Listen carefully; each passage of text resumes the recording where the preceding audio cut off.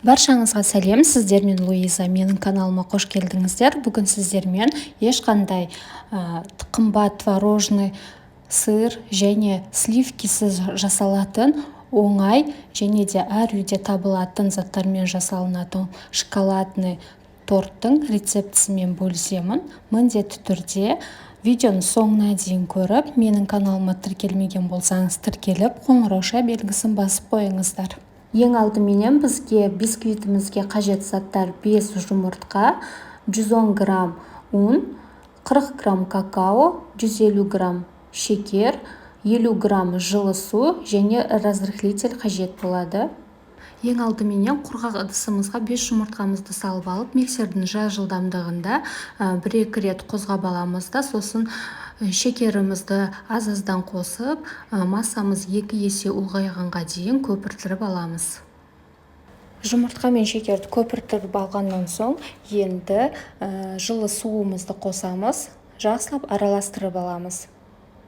Енді барлық құрғақ заттарымызды қосып, ұн, какао және разрыхлителімізді бәрін қосып, ситадан өткізіп, жұмыртқалы массамызға қосып, силиконды қасығымыздың көмегіменен жақсылап араластырып аламыз. Іртік-іртік қалмау керек, жақсылап қозғаймыз. Араластырып болғаннан соң осындай шоколадный қоймалжың масса пайда болады. Енді бұны формамызға салып, 180 градуста 30-40 минуттай пісіріп аламыз. Ендігі кезекте тортымыздың кремін дайындаймыз. Ол үшін бізге 500 грамм сүт қажет болады.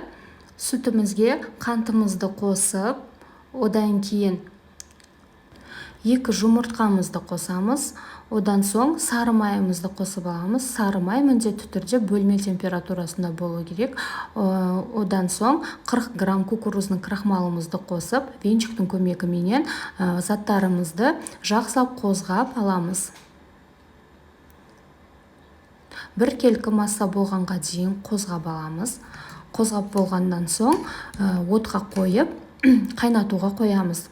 Сүтіміздің астын осылай венчиктің көмегіменен тоқтаусыз қозғап тұрамыз.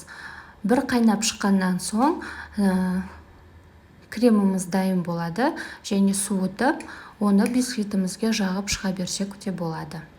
Енді тортымыздың бетіне шоколадный глазурь дайындаймыз. Ол үшін бізге 100 грамм шоколад және де 60 грамм сары май қажет болады. Бұл заттардың бәрін водяной баняда ерітіп аламыз. Піскен бисквитімізді 3 бөлікке бөліп, енді тортымызды жинай бастаймыз.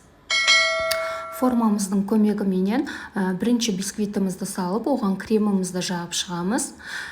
Осылай екінші бисквитімізді да қойып, оны да крем жағып, сосын үшінші бисквитімізді қоямыз да, ең соңында бетіне шоколадный глазурімізді құйып аламыз. Формамызға жиналған тортымызды 2 сағатқа холодильникке қойып қатырамыз. Қатқаннан соң формадан шығарып, үстіне енді өз қалауларыңызша глазур қойып, одан соң әртүрлі жеміс жидектерменен әрлеп шықсаңыздар болады.